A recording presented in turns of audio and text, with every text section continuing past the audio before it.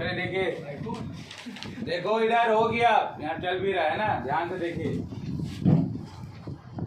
देखिए आपका न्यूमेरिकल कैसे बनाया जाएगा एग्जाम में। न्यूमेरिकल आज जो है आप बनाएंगे कैसे, किस पे न्यूमेरिकल है? Numerical based on potential energy, kinetic energy and work done. Numerical किस पे बेस्ड है? Potential energy, kinetic energy and work done. Numerical बनाने से पहले आप लोगों को 2-3 बात याद रखना होगा। आपको थोड़ी पता चल रहा है कि कौन सा फॉर्मूला कब कहाँ लगेगा। तो न्यूमेरिकल अगर मान के चलिए आपको ये तो पता चल रहा है कि कौन सा चैप्टर से न्यूमेरिकल है। आपको बोलेगा वर्क डन निकालो, बोलेगा पोटेंशियल एनर्जी निकालो, बोलेगा इंटरनल एनर्जी निकालो। इंटरनल एनर्जी मतलब पोटेंशियल एनर्जी, इंटरनल एनर्जी को पोटेंशियल एनर्जी बोलते हैं। बोलेगा चेंज इन काइनेटिक एनर्जी निकालो, ठीक है, पावर निकालो। तो ये तो समझ में आ जाएगा ना कि ये चैप्टर से न्यूमेरिकल है। अब आपको चूंकि हम लोग न्यूमेरिकल बना रहे हैं potential energy, kinetic energy, work done, और जो भी है इसमें जो भी आएगा वो बोर्ड ICSE क्लास 10 के बोर्ड वाला जो भी आएगा बोर्ड वाला ही आपको हम न्यूमेरिकल बताएंगे। बोर्ड रिलेटेड न्यूमेरिकल जो बोर्ड में आने वाला है, ठीक है ना, जिससे आपका एग्जाम में भी आएगा वैसा ही क्वेश्चन और बोर्ड रिलेटेड भी आएगा, ठीक है। और ओलंपियाड अगर आप लोग भरते हैं तो ओलंपियाड के लेवल पे भी आएगा, ठीक है ना, यानी एनी कंपटीशन एग्जाम पे भी आएगा, ठीक है। तो आपको पता होना चाहिए 2-3 बात। एक कि हमको जो पूछ रहा है, निकालने दे रहा है, उसका हमको फॉर्मूला पता है, हाँ या ना। अगर आपसे पोटेंशियल एनर्जी पूछेगा तो पोटेंशियल एनर्जी क्या होता है? mgh, ठीक। और अगर g का वैल्यू नहीं कुछ बोला है तो 10 ले लेने का है, जिससे कैलकुलेशन इजी हो जाएगा। बोल दिया तो वही लेने का। दूसरा, अगर मेरे पास 2 हाइट गिवन है, if 2 height are given, if 2 height are given, 2 height given है, ध्यान दीजिए। तो आप पोटेंशियल एनर्जी को हम लोग इंटरनल एनर्जी भी बोलते हैं। तो उसको हम लोग कैसे निकालेंगे? mgh2 minus h1। ये फॉर्मूला बताए थे ना आप लोग को, थ्योरी क्लास किए करवाए थे पिछला क्लास। उसके बाद अगर आपको काइनेटिक एनर्जी बोले तो काइनेटिक एनर्जी का फॉर्मूला क्या होता है? Half mv²। Change in kinetic energy अगर पूछे, या चेंज मतलब इंक्रीज, कितना बढ़ा, तो कैसे निकालेंगे आप? इनिशियल कितना था, फाइनल कितना था, उसको माइनस कर देंगे तो हमको पता चल जाएगा कितना काइनेटिक एनर्जी बढ़ा। चेंज से देखो sir, change in kinetic energy, change in kinetic energy कैसे निकालते? इसका मतलब क्या है? इनिशियल कितना था, फाइनल कितना हुआ, तो इससे क्या हो गया, हमको पता चल जाएगी कितना काइनेटिक एनर्जी बढ़ा। तो क्या करेंगे? Kinetic energy final minus kinetic energy initial. Final लगाएंगे तो इसमें हम इनिशियल वेलोसिटी u मानेंगे और फाइनल वेलोसिटी v मानेंगे, ठीक। तो आपको समझ में आएगा, यानी half mv² minus half mu²। मास में कोई चेंज नहीं आएगा, बॉडी तो वही रहेगा ना जो चलेगा यहाँ से वहाँ। हम यहाँ से वहाँ गए तो मेरा हम ही रहेंगे। हाफ m यहाँ कॉमन ले लेंगे और क्या आ जाएगा? v² minus u²। डायरेक्ट ये फॉर्मूला अप्लाई करेंगे अगर कभी भी इंक्रीज इन काइनेटिक एनर्जी दे और 2 वेलोसिटी है तो, ठीक है। उसके बाद चेंज इन पोटेंशियल एनर्जी, ये वाला फॉर्मूला हो गया। ये चेंज इन पोटेंशियल एनर्जी का भी फॉर्मूला है, कितना बढ़ा पोटेंशियल एनर्जी। अगर आपसे कोई पूछे कि इंक्रीज इन पोटेंशियल एनर्जी तो आप ये फॉर्मूला यूज कर सकते हैं, ठीक। उसके बाद अगर आपसे कोई पूछे पावर क्या होगा, तो वर्क डन बाय टाइम, ठीक है। और अगर आपसे कोई क्वेश्चन में क्या होगा, एफिशिएंसी देगा, एफिशिएंसी रहेगा 60%, 70% ऐसे करके, तो उसको उतना मल्टीप्लाई कर देंगे वर्क डन में। मान लीजिए अगर 60% रहेगा तो 60% को मल्टीप्लाई कर देंगे पॉइंट में ले आकर, 70 रहेगा तो 70% को मल्टीप्लाई कर देंगे वर्क डन में मल्टीप्लाई कर देंगे। ठीक है, और कुछ नहीं करने का, ये सब ट्रिक है। जो भी परसेंटेज देगा वो आपका एफिशिएंसी के हिसाब से उसमें आप मल्टीप्लाई कर देंगे वर्क डन का। ठीक है, इतना सारा आपको पता होना चाहिए तभी आप न्यूमेरिकल बनाना बैठे। इसके लिए आपको थ्योरी पूरा पता होना चाहिए।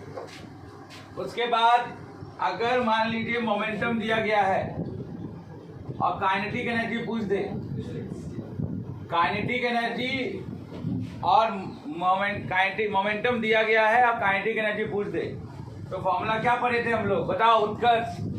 आप सब जाएगा यूट्यूब में, सब जानेगा कि यहाँ का बच्चा क्या हाल है। बताओ, लास्ट क्लास में हम काइनेटिक एनर्जी और पोटेंशियल एनर्जी बताए, ये किए थे। क्या फॉर्मूला होता है काइनेटिक एनर्जी और पोटेंशियल एनर्जी है? काइनेटिक एनर्जी और क्या बोलते हैं मोमेंटम के बीच में क्या रिलेशन होता है? अगर आपके क्वेश्चन में मोमेंटम दिया गया है और काइनेटिक एनर्जी आपसे पूछ रहा है, तो ये 2 into k into square root, फिर अंदर में 2 आ गया, उसके बाद m और इंटू काइनेटिक एनर्जी। सही है, सही है। तो यानी क्या हो जाएगा, P = √2m काइनेटिक एनर्जी। अगर आपके क्वेश्चन में काइनेटिक एनर्जी दिया गया है, मोमेंटम पूछे तभी भी यही फॉर्मूला। अगर आपके क्वेश्चन में मोमेंटम दिया गया है, काइनेटिक एनर्जी पूछे तभी भी यही करेंगे। क्या करेंगे, अगर आपको मान लीजिए ये पूछ रहा है तब तो कोई दिक्कत ही नहीं है, पूरा फॉर्मूला बेस्ड है। अगर आपको नहीं काइनेटिक एनर्जी पूछे, मोमेंटम दिया गया, तो फिर on squaring both side, squaring करने से क्या हो गया, रूट कट गया, तो यहाँ पर क्या बच गया, 2m काइनेटिक एनर्जी हो गया। तो काइनेटिक एनर्जी क्या हो गया, p²/2m। ठीक है, p²/2m।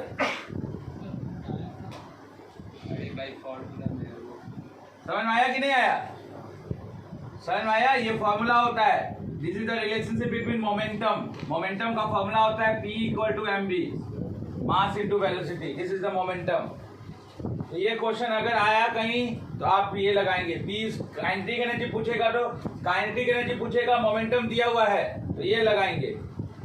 और अगर मोमेंटम पूछ रहा है, काइनेटिक एनर्जी दिया गया है, तो ये फॉर्मूला लगाएंगे।